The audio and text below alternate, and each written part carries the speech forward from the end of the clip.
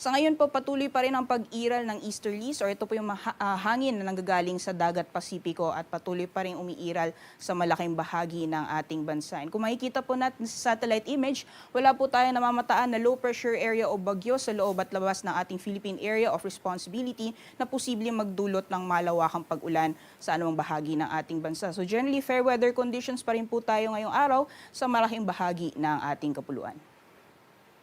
Dapo po tayo sa magiging lagay ng panahon dito sa Luzon area.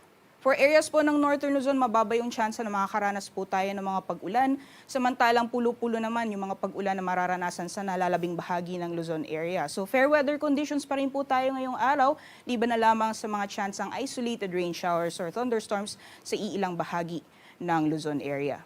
Sa agwat po ng temperatura, asahan pa rin po natin ngayong araw yung kainitan sa mga piling syudad ng Luzon. So 33 degrees Celsius maximum temperatures aasahan natin for Metro Manila at may kainitan din po sa Tuguegarao na aabot ng 34 degrees Celsius maximum temperatures. Maximum temperatures for Lawag, Tagaytay at Legazpi aabot ng 31 degrees Celsius, samantalang temperatura naman sa Baguio maglalaro mula 16 to 25 degrees Celsius. Gayon din po magiging lagay ng panahon sa Visayas, Palawan at Mindanao areas. Malaking bahagi po ng Visayas, Palawan at Mindanao makakaranas pa rin na mainit at maalinsahang panahon ngayong araw. Although sa northeastern portion ng Mindanao, pati na rin sa southern portion ng Eastern Visayas, asahan po natin yung mataas na tsansa na maghapon ng mga pag-ulan dulot ng epekto ng easterlies. So dyan po sa Surigao del Norte, Dinagat Islands, Surigao del Sur, pati na rin sa southern Leyte, asahan po natin yung mga kalat-kalat mga pag-ulan, pagkidlat at pagkulog.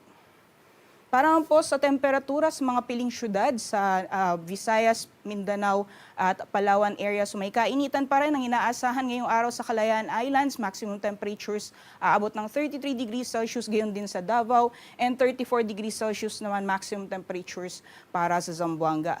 Puerto Princesa, Iloilo, Cebu, sa Tacloban, pati na rin sa Cagayan de Oro, maximum temperatures maglalaro mula 30 hanggang sa 32 degrees Celsius. Sa kalagayan po ng ating karagatan, wala po tayong gale warning na nakataas sa anumang baybayin ng ating bansa. Although inaasahan po natin yung moderate to rough or katamtaman hanggang sa maalon na karagatan sa areas ng extreme northern Luzon. So iba yung pag-iingat po sa ating mga kababayan, lalong-lalo na yung mga planong pumalaot na may mga maliliit na sakyang pandagat. Hanggang sa darating po na Sabado, wala po tayong namamataan na low pressure area o bagyo na posibleng makaapekto sa anumang bahagi ng ating bansa. So magpapatuloy pa rin yung generally fair weather conditions sa mga piling syudad dito sa Luzon. For Metro Manila, temperatures maglalaro mula 22 to 33 degrees Celsius, 15 to 26 naman para sa Baguio City, and 23 to 32 degrees Celsius naman para sa Legazpi City.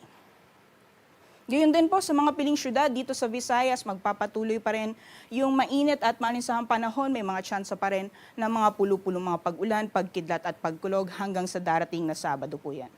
Temperatura sa Metro Cebu maglalaro mula 25 to 31 degrees Celsius, 25 to 32 naman sa Iloilo, at sa Tacloban maglalaro mula 24 to 31 degrees Celsius.